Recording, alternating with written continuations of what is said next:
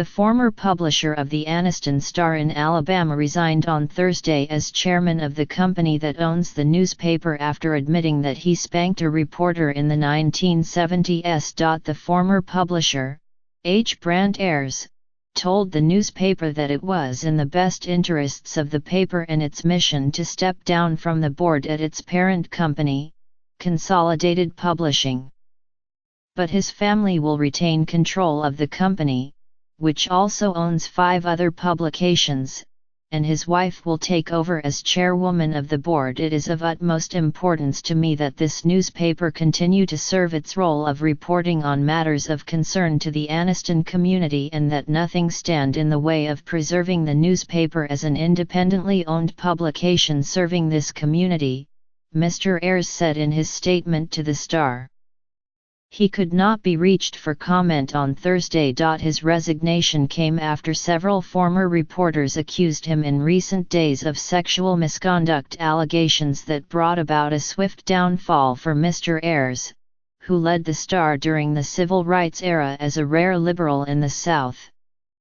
After taking over the Star from his father in the 1960s, Mr. Ayers wrote editorials denouncing bigotry and advocating school integration. In an article published on Monday, a former reporter for the Star, Veronica Pike Kennedy, told the newspaper that Mr. Ayers spanked her against her will on a Saturday in 1975 when there were few people in the building. I was still determined to be a reporter after that, Ms. Kennedy, who worked at the newspaper in her 20s, told the Star.